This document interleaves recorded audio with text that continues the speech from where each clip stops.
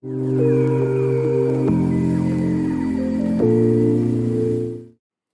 everyone, it's your girl Ayana. Thank you so much for joining me for today's video. Today I wanted to come to you because this has been heavy on my heart and it's something that I've been dealing with a lot. But I wanted to talk to you about doing the difficult work of healing or self-reflection or accountability or whatever you want to call it, but healing yourself so you can be the best version of yourself.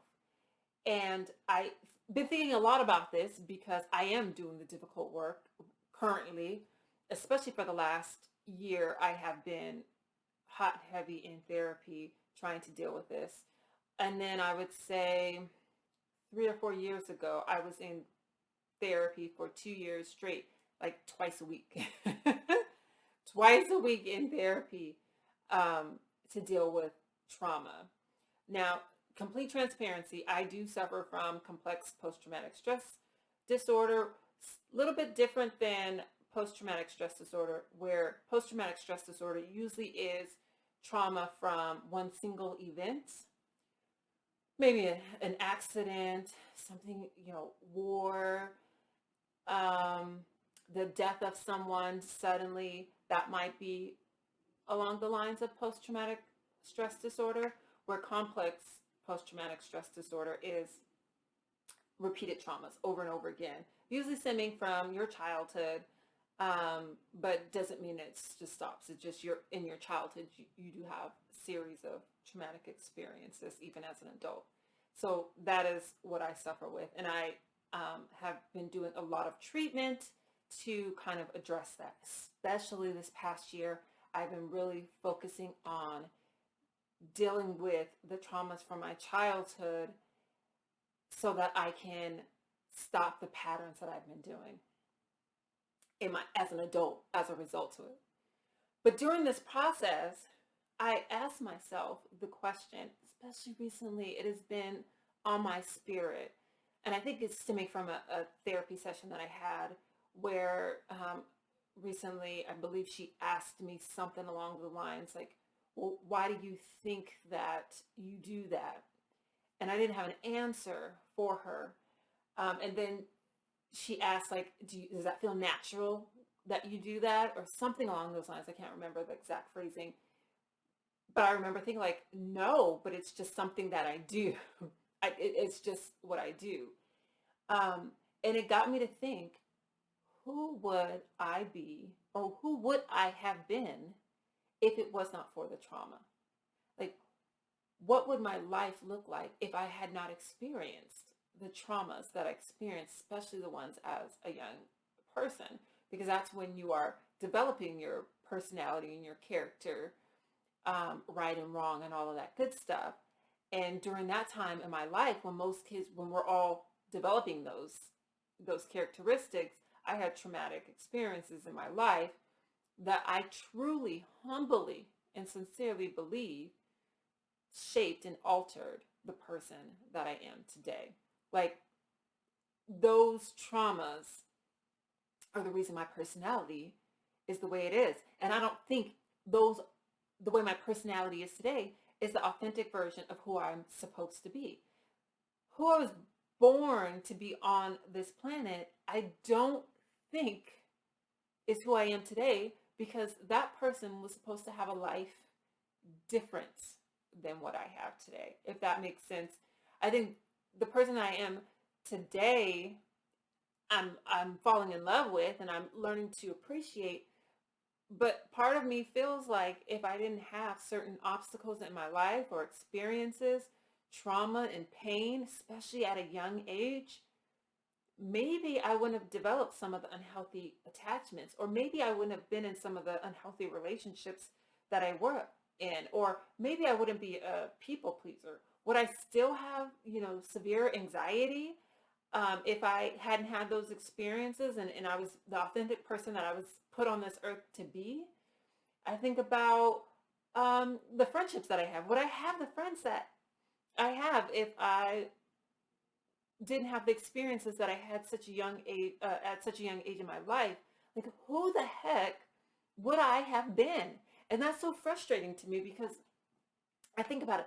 Would I be a doctor if I had less of the traumas, if I had more of the opportunities that I would have given my kids, or that I'm trying to give my child today?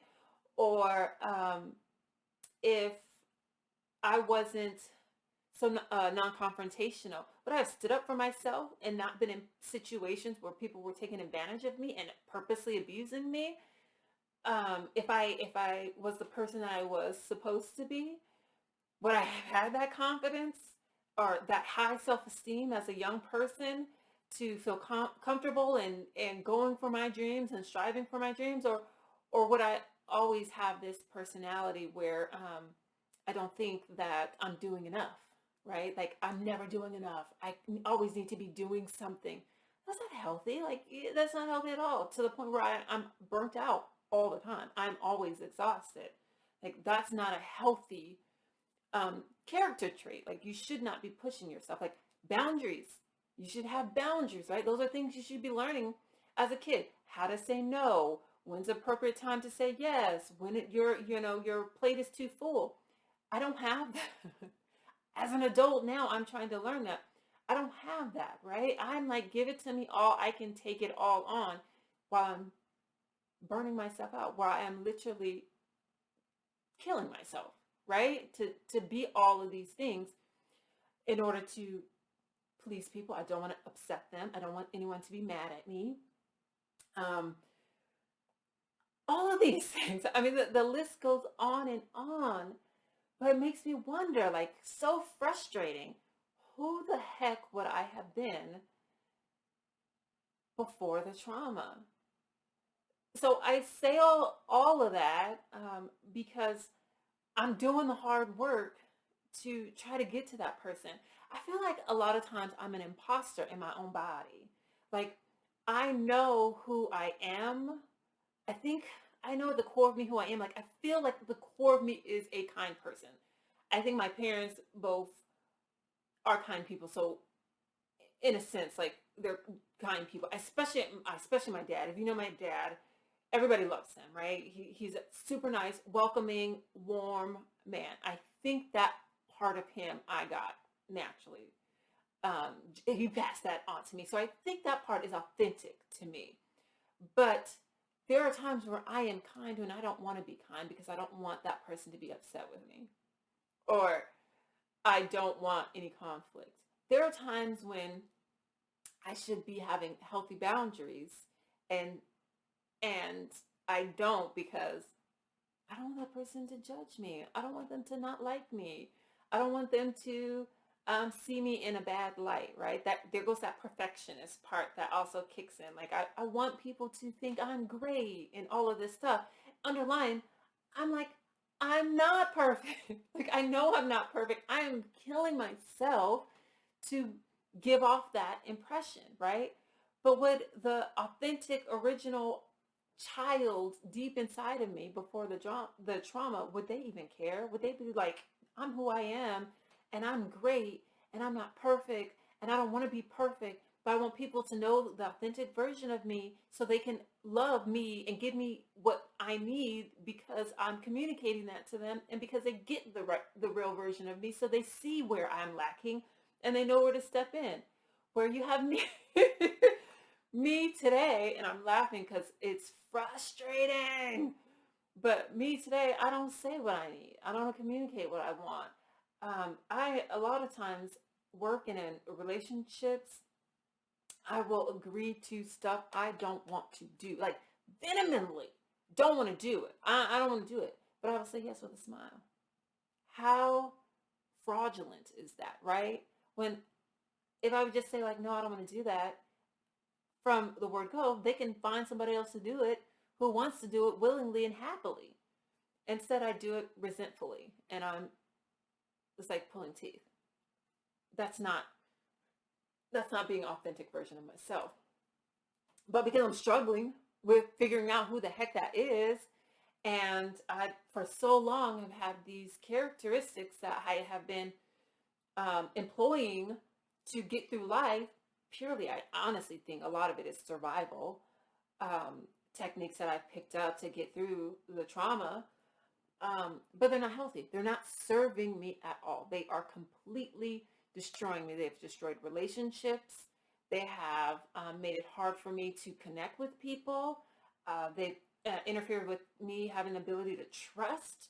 All of this, I am learning and accepting that that is part of who I am, but I don't want to do that anymore. I don't want to be that anymore. I want to get to who I was supposed to be before the nonsense, who I was supposed to be before I was not protected, who I was supposed to be before I was abandoned, who I was supposed to be before I was made into an adult, before I needed to be an adult, who I was supposed to be before the pain, the fear, the being on my own. Who was I supposed to be? I want to get back to that person. I think that person is happier. I think that person is more confident. I think that person is a better friend, a better spouse, a better parent. I think that person has their ish together. And whether that is true or not, because life could have been stressful in a different manner and shaped me into the way that I am today, regardless. Like that could be my purpose. This person who I am today could be my purpose, regardless of what route. Like if we ran the numbers 100 different ways, I was going to turn out to be this person regardless, then okay, I can accept that. But I don't know that because I haven't done the work or I haven't finished doing the work. I probably will be doing the work in therapy in all honesty for the rest of my life because I feel like there's so many layers of nonsense that I have to peel back to get to that person that I was before the trauma. Um, so and there's only so many hours in the day, and there's only so much therapy I can go to at one time. So I think it's going to be a long time, but putting in the work and sacrificing the time to find out who that person is and getting to that person is well worth it for me. Like I have to do it, and it's hard work. I leave therapy sessions just in tears. Um, I've left therapy where I've been so emotionally exhausted, where I've had to take a nap. And I go to therapy in the middle of the day, and I have to put my audit office off because I have to take a nap. And that's one of my survival mechanisms too. If I'm stressed or emotional, I got to sleep. I will sleep all day and all night not to deal with my problems. But I've had to do that because they've been so painful. And here's the funny part too is once I tap into something that I haven't dealt with in a long time, until my next therapy, sometimes like I'm dealing with that. Like I'm having flashbacks of those moments. I am angry, anxious, upset for like a week. And it may not even be in my mind at the time that it's because I tapped into that and I went back to that situation.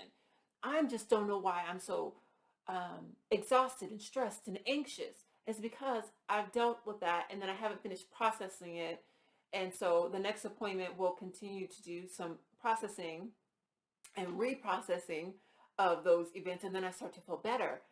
But that's the difficult work that I'm talking about. Like I might be jacked up for a week or two because I'm dealing with something so heavy that I haven't dealt with ever before in my life, or I haven't seriously dealt with. And so now that I'm doing it and I'm packing it and revisiting it, it's painful, super painful. But afterwards, my God, afterwards, I do feel better. I feel so much better. It's like having a secret and then telling somebody and you're like, oh, I'm so glad I got that out. But that's how I feel, like that heaviness starts to lift and I start to see things differently. I start to see myself differently. I start to see myself in a light where I favor myself now, where I feel like, Ayana, you are incredible. Like, and I see myself as a survivor too.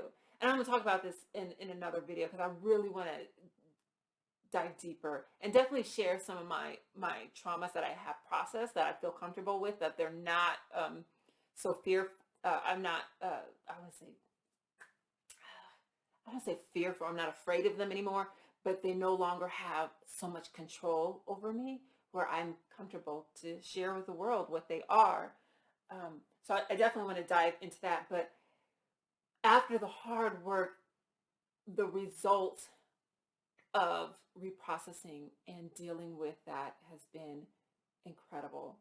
So incredible to feel more like my authentic self and not like an imposter or I'm just uh, I'd say somebody took over my body. Like this is Ayana, you see Ayana, but it's somebody else in there operating it, like taking over the hard drive instead of me being authentic. So, um, but it's because I'm doing the work and I'm starting to clear out some of that stuff. I don't have the baggage anymore that I had, or as much of it. There's going to be so much baggage.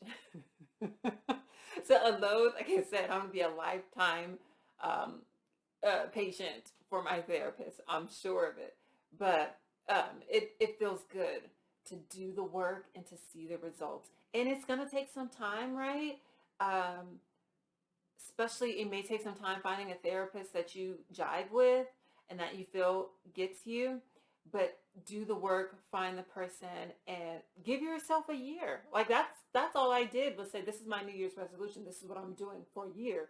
And now I'm like, I have to keep going. Like there's so much about me that I need to heal from that I can't afford not to go, right? I can't afford. Like I'm telling you to do the work the same way I'm telling myself to do the work because I deserve to be at peace. I deserve to be happy. I deserve to feel genuine and authentic in everything that I do. I deserve to know that I'm on the right path. I deserve to know what my purpose is. I deserve to not be in fight or flight all the time and to not have so many survival mechanisms that keep me going all the time and not allowing me to be at peace and at rest.